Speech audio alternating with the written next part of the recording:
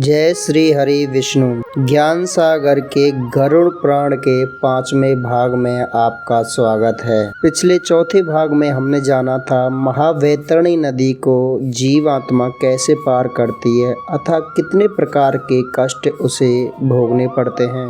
यमलोक का अंतिम अतः बहुवीति धर्म नगर में जाकर के जीव आत्मा प्रवेश कर जाती है। उस नगर में ब्रह्मा जी के पुत्र श्रवण का निवास पाया जाता है। श्रवण देवों से जुड़ी सारी जानकारियां अतः श्रवण देवों का क्या कार्य रहता है इस नगर में, यह कहानी हम आपको इस वीडियो के माध्यम से सुनाएंगे।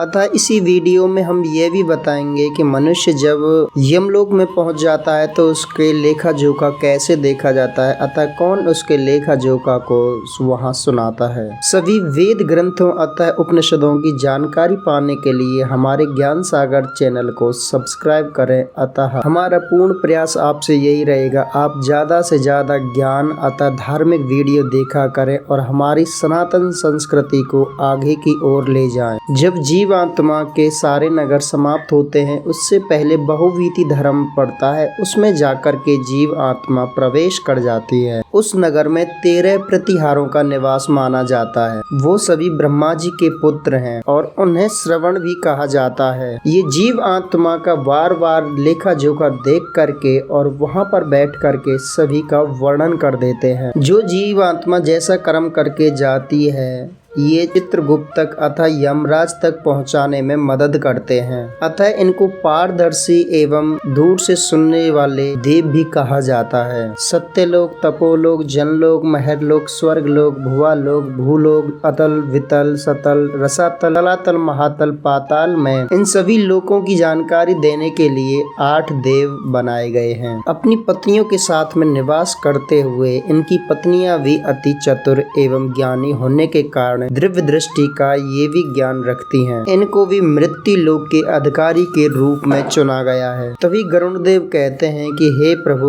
मेरे प्रश्न का उत्तर देकर के प्रभु मेरी जिज्ञासा को शांत करें। श्रवण देवों का यमलोक में निवास करने का क्या कार्य रहता है? कौन सी ऐसी शक्ति उनके पास है जिनसे वो दिव्य दृष्टि से देख सकते हैं अतः सुन भी सकते हैं? किसने ऐसी उनको दीक्षा दे रखी है और क्या भोजन करते हैं? ये सारे प्रश्न गरुड़ देव ने भगवान विष्णु से कहा। तब भगवान विष्णु ने कहा कि हे गरुड़, जो मैं सुनाता हूँ उसे तुम धैर्य पूर्वक और ध्यान से सुनना। बहुत समय पहले जब सृष्टि का मैं संहार करके और क्षीर सागर में जाकर के जब मैं विश्राम कर रहा था, मेरी नाभि से उत्पन्न हुए ब्रह्मा जी हजारों वर्षों तक तपस्या करते रहे। अतः सृष्टि का निर्माण करने के लिए ब्रह्मा जी को मनुष्यों की जरूरत पड़ी जिन्हें धर्मार्थ अथवा लोक तथा ज्ञान का व्यवहार अच्छे से हो। तभी सभी देवों ने ब्रह्मा जी से आकर के प्रार्थना की और ब्रह्मा जी ने अत्यंत तेजस्वी अतः बहुत बड़े ऋषि महात्मा तेजस्वी श्रवण देवों को उत्पन्न किया। इस संसार में जो भी मनुष्य जैसा कर्म करता है उसको देख करके और सुन करके जा करके ब्रह्मा जी तक पहुंचा देते हैं। श्रवण देव को दूर से सुनने और दूर दृष्टि से देखने का ज्ञान ब्रह्मा जी ने ही दिया था और यही कार्य वो ब्रह्मा जी के लिए निरंतर करते रहते हैं। श्रवण देव आकाश में निवास करके प्रत्येक व्यक्ति को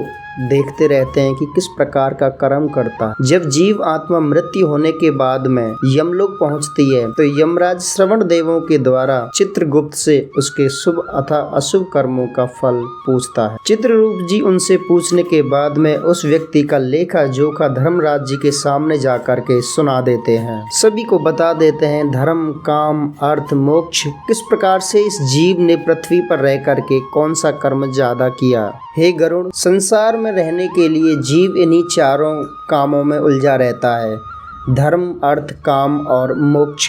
हे गरुड़, जो उत्तम कर्म वाले व्यक्ति हैं वो धर्म मार्ग से वैकुंठ को जाते हैं। अर्थ, जो धन कमाने वाले हैं अतः दूसरों को कमा करके दान दे देते हैं, वे विमान में बैठ करके परलोक सिधार जाते हैं। काम, जो दूसरों की सहायता करते हैं अतः दूसरे किसी व्यक्ति की मदद करते हैं, वे लोग अश्व पर सवार होकर के परलोक सिधारते हैं। मोक्ष, जो प्राणी मोक्ष की भावना रख करके प्रभु के भजन करते हैं, भजन, कीर्तन, पूजा पाठ अतः उपकार करते हैं सभी के ऊपर, वो हंस रूपी विमान में चढ़ करके सीधे बैकुंठ को प्रस्थान करते हैं। और जो व्यक्ति निर्दयी होते हैं अतः दूसरों की निंदा करते हैं अतः दूसरों का धन छीनते हैं, जीव हत्या करते हैं, वो जीव आत्मा पैदल चल के कांटों अथवा पत्थरों से भरे हुए रास्तों से चल करके अशीपत्र वन में चला जाता है। हे गरुड़, इस भूलोक में जो भी मनुष्य पकवान, वर्दनी और जल पात्र के द्वारा मेरी पूजा करता है,